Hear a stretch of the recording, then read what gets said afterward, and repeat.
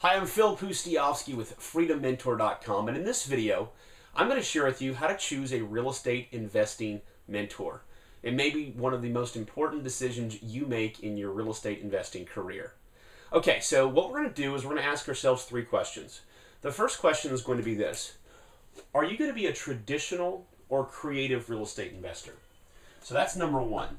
And if you don't know what I mean by this, I have a link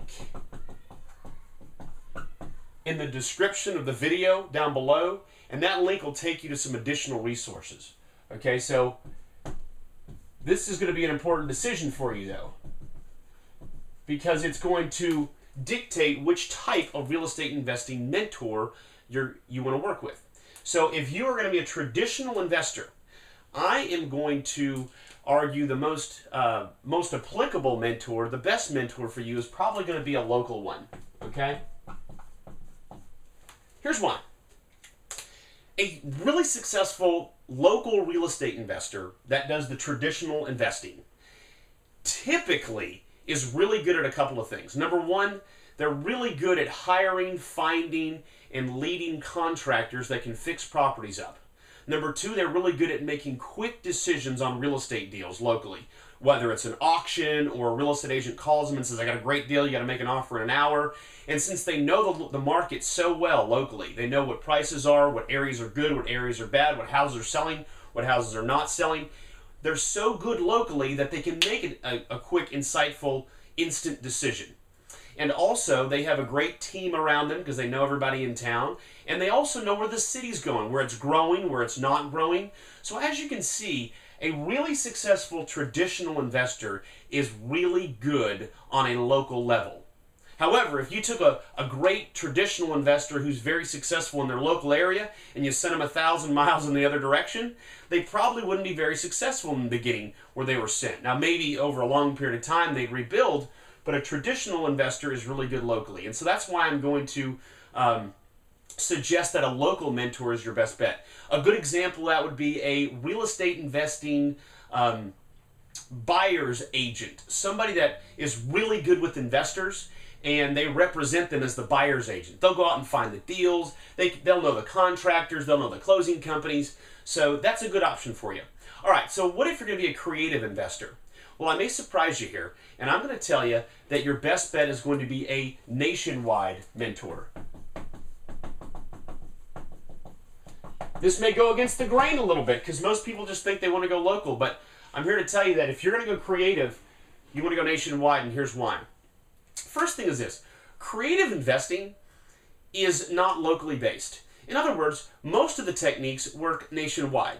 And so it doesn't really matter where you're located. Now, in certain areas, certain creative techniques work better than others, but truly, creative investing is based on motivated sellers. Motivated sellers are created by situations that have nothing to do with their local environment. It could be things like divorce, death. It could be, because they have financial problems, tax problems. All those sorts of issues create motivated sellers, and motivated sellers is one of the foundations of creative investing, and that has nothing to do with local at all. Okay, the other thing that you want to keep in mind is when it comes to creative investing, the more creative you are, the more successful you are. So creativity is extremely valuable. And if you have a nationwide perspective, meaning you can see different investors, different deals from all across the country, you're going to have more good ideas. And that means more money. And finally, this is a real interesting tidbit. You need to also consider the team members you work with. When it comes to creative investing, you need specific team members that know specific things that most others don't. Like mortgage brokers that can get no title seasoning FHA loans.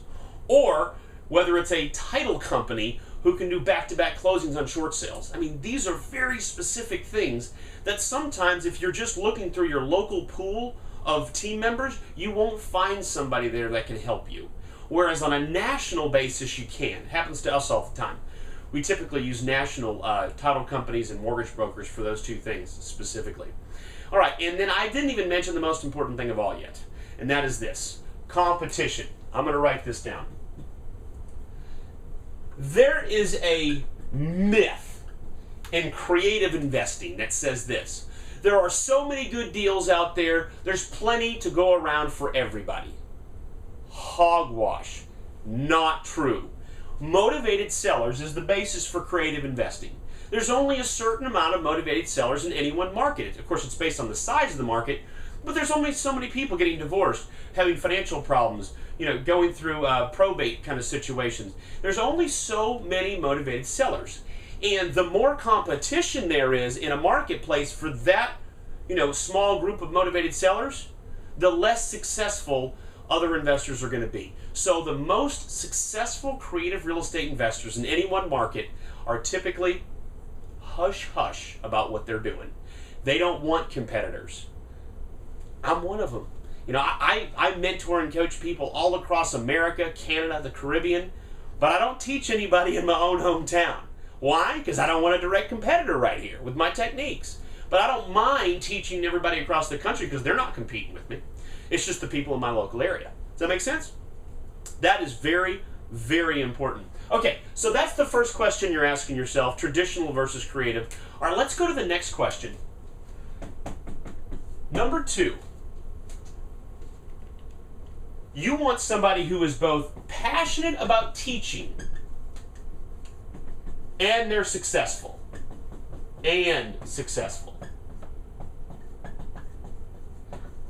I have a good friend of mine who is a very successful traditional investor, and she's an agent as well. And she spent a little bit of time where she was mentoring others in the local area.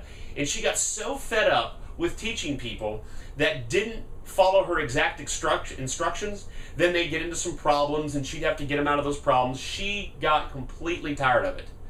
It's part of being a mentor is watching your students learn lessons the hard way. She didn't have the patience. She didn't have the passion. And so she was successful, but she wasn't passionate. So you want somebody who wants to be a teacher. But then you run into another problem, and that's this. You run into people who are passionate about teaching, but they don't know what they're talking about. They're not successful, but they love to teach. You've heard the old saying, those who can't do, teach. Well, that's where it comes from. Because some people are already passionate about teaching real estate investing, and all they've ever done is read a book. You've ever met those people before? Okay, so you're looking for somebody who is both passionate and successful. And that means that they're doing deals and that they're making money. Because all this may not be applicable to every subject in life. When it comes to making money, you can't learn to be rich by learning from people who are broke. You may want to underline that one. That's truth. Okay, so if you're working, by the way, creatively with a nationwide mentor, just be aware that they need to be successful on a nationwide basis.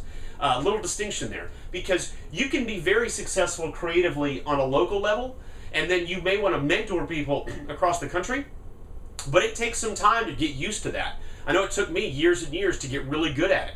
So be aware that they need to be successful nationwide. And so how do you tell? Well, their case studies, their examples, make sure they're from different parts of the country, not all in their local area, because they might only have a kind of a small view, and they may not be creative nationwide yet. They may get there, but they're not there yet.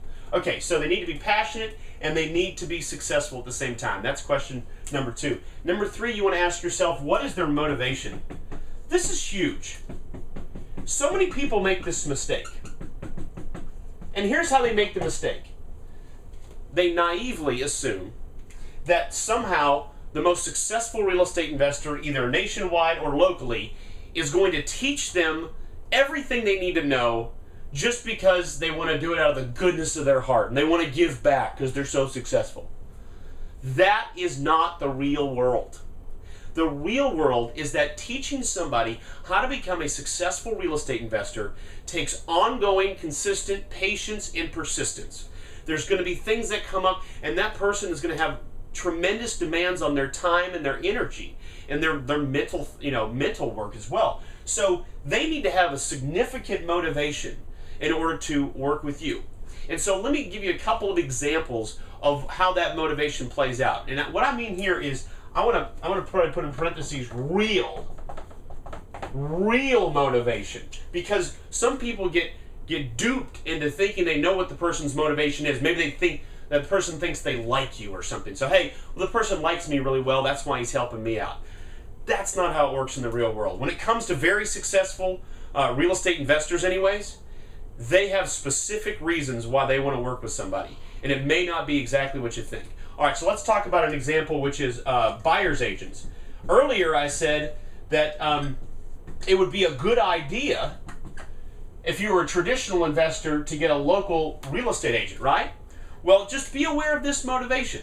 Be aware that when you do a deal and you buy a property, they get a commission. But if you don't buy the property, they don't get a commission. Why is that significant? It's significant because sometimes the best decision you can make on a real estate deal is to not buy it. And so if you're asking your mentor, which is a real estate agent, should I buy this property? Should I really buy it? Their answer is going to be yes, because that's how they feed themselves. Does that make sense? I'm not saying you don't work with buyer's agents. I'm just telling you that's their motivation. So in certain cases, you have to be aware of where their framework is coming and where their advice is coming from. All right, let me give you another example. Another example has to do with local mentors who need or want your money or credit. This happens so often. What they do is this. They say, yeah, I'll teach the business. Yeah, and it's usually for traditional. We'll teach you real estate investing the traditional way. Yeah, I'll show you how to do it. Yeah, you just bring the money to this next deal. I just found a deal. Well, you do the money, and then I'll fix it up and resell it, and I'll show you what I'm doing. Yeah, we'll do it that way. Okay, that happens all the time, and that gets people really stung. That's what stung me. The mentor before, the one that actually changed my life in real estate investing, my first mentor, he turned out to be an absolute crook. He stole money from me, stole $150,000 from a friend of mine named Mark. Mark had gotten a settlement from an accident, and he was trying to invest in real estate with that money. That guy stole the money. It was awful. He turned out to be a crook. It was terrible. Well, we should have seen some red flags. I was very naive at that point. That if somebody's really successful, they don't need your money and they don't need your credit.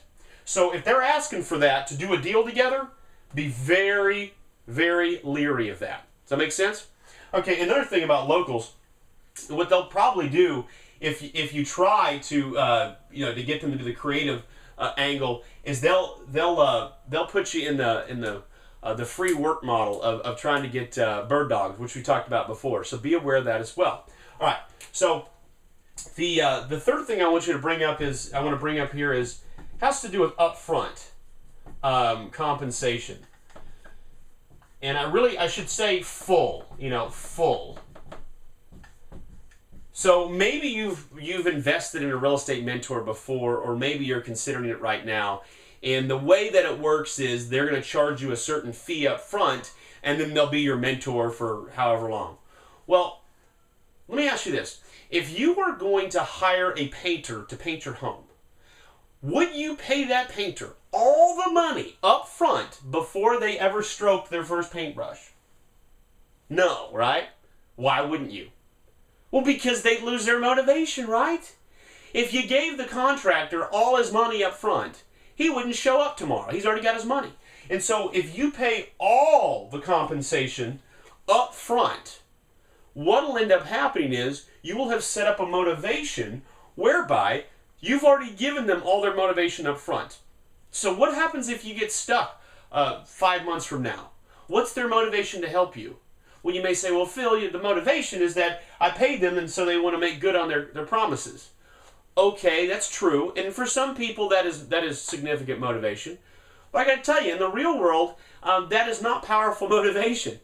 So you want to be aware of that. Now, by the same token, let's go back to this painter's example.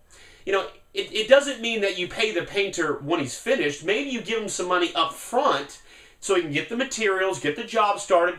You pay him as you go along as work is completed, and then the final payment comes at the very end. Or maybe if you did it just stair-stepping it, your final payment was the last little leg of what they were going to do.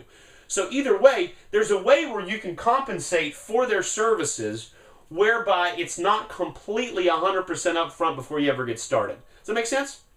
All right, great. And I want to cap this off by talking about incentives. I believe the best way to do a real estate investing mentor relationship is to make sure that your incentives are aligned with that mentor. What I mean is this. When you succeed, they succeed. So if you're going to do a deal and you profit, they have a percentage of that profit. That way, they are committed to helping make sure you're successful on that deal so they can maximize their profit. And also, if a deal is falling apart, they can make sure they need to do to ensure the deal comes together. So aligning the motivation is huge, because that will make sure that the mentor does the very best to help you. I know that sounds kind of almost elementary, like why would somebody not give you their best? I'm just telling you the real world. This is what really happens, because most of the time, mentoring somebody is a lot more significant of responsibility than either party recognizes. And so it really takes a lot to get somebody to the point where they're super successful in some cases, especially if they don't listen, they don't follow directions. And most people act like they follow directions, but just wait till you get into the throes of a real estate deal. That's when the rubber meets the road. So I hope this has helped you. If you're going to go traditional versus creative, which, by the way, again, below this video, there's a link that'll take you to a page that gives you more resources on that, whether the person's both passionate and successful, and what their true motivation is. Because this really is one of the most important decisions you'll make in your real estate investing career, and that is who your mentor is. You heard my story, and that is in the very beginning, the first choice I made was the wrong choice. And I should have seen some red flags, but I didn't. And so hopefully you won't have to learn those mistakes the hard way. I'm Phil Pustiovsky with FreedomMentor.com. Thanks for watching this video. Check out all my other videos, and I'll talk to you soon.